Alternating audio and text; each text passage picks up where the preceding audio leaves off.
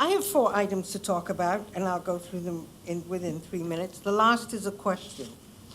So the 3 items are, 1, I went to the meeting at Mount Hope School and discovered that the students who had come to Mount Hope on Roundup Day were turned away at the PACE office, 3 of them that they counted. They could have been more.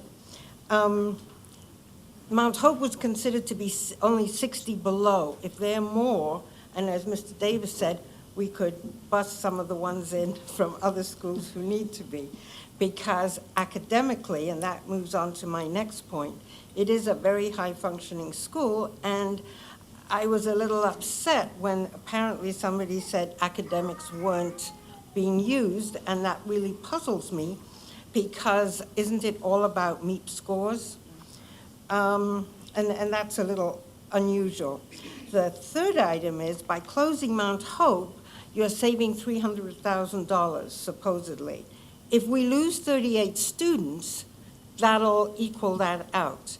Mount Hope is very close to East Lansing.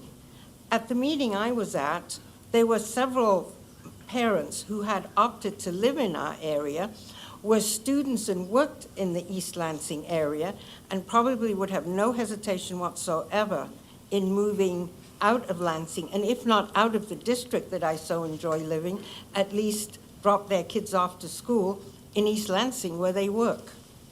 And my final one is a question which was not answered either on Monday or on Wednesday, apparently, and speaks to Mr. Davis's comment, I think, and that's CATFAS.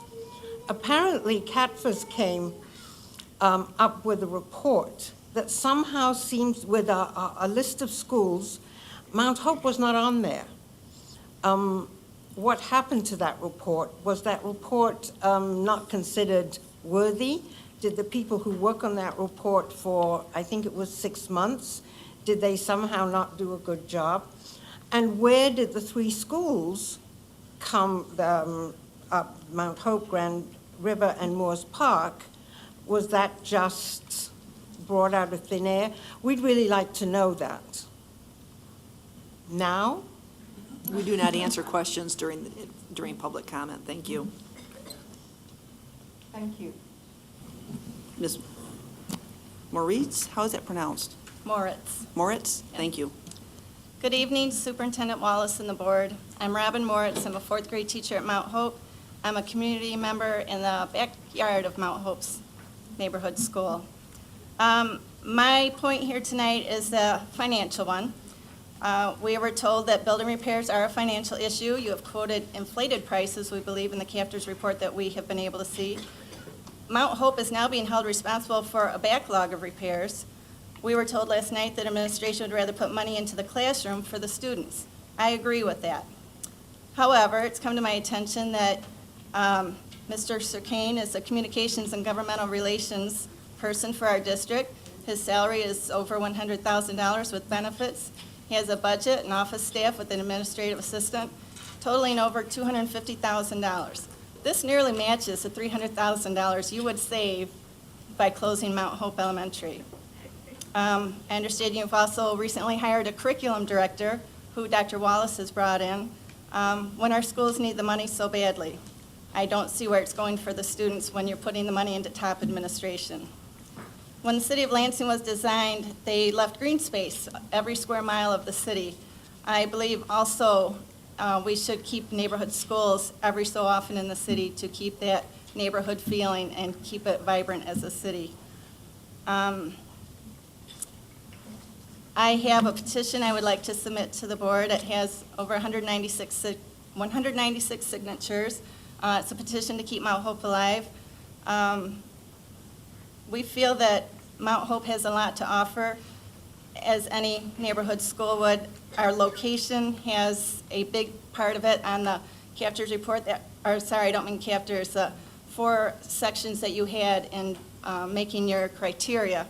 Location was a big issue. We have large classrooms at Mount Hope, a capacity of 400. We are located in a stable neighborhood with a tight-knit community who cares.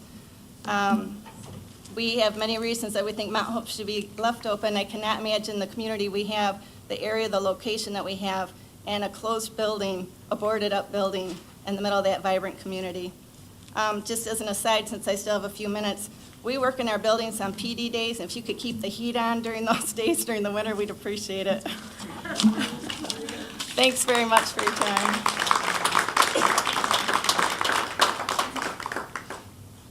Thank you. Our next speaker is Catherine Van Zool, and she will be followed by Patricia Stiles.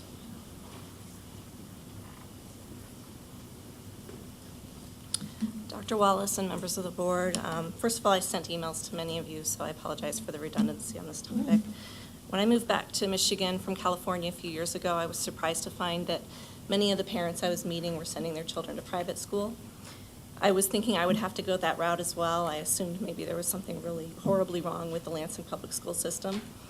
But when I started doing my research and asked everybody that I met, Mount Hope soon emerged as a very excellent option.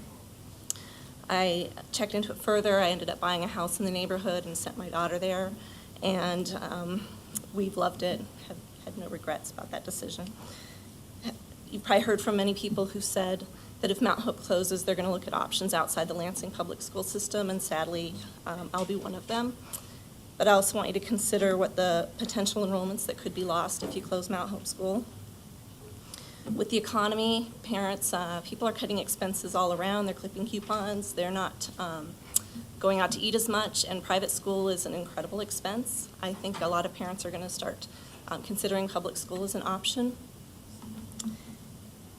They haven't made that decision yet. They probably wouldn't make that decision by April 16th. That's the kind of decision that people wait until the last minute before they take that leap. If Mount Hope is still here and those parents do their research, I think that they will find it.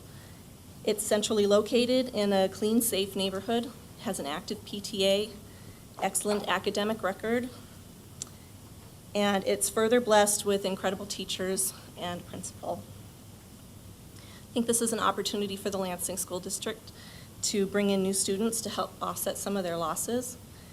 If these parents bring their kids to Mount Hope or the public school system and they have a positive experience, those kids will stick around, their younger siblings will go, and those parents will start sharing their experiences with their friends who are still in the private school system. So I'm asking for you to please retain the dedicated parents that you have and hopefully attract some new ones. Please keep Mount Hope open. Thank you. Thank you, Ms. Van Zool. Patricia Stiles. And she will be followed by Deirdre Bennett. Hi, everybody. Good evening. I don't have a speech prepared. I simply have a gift for each one of you, and that is what Mr. Sarkeen has. There are 2 DVDs for each one. They're labeled by an apple sticker. Big surprise when you teach kindergarten, right? And once you open this, you will find smiles, laughter, aha, pride, and in other words, the beginning of an education at Mount Hope Elementary School. And I know we've all had an incredible week, and I hope that you will find a place, curl up in your favorite chair at home, and really, truly take a look at both of these DVDs that each one of you are given, and reflect on the snapshots of what children will not have an opportunity to experience if Mount Hope is closed. Thank you.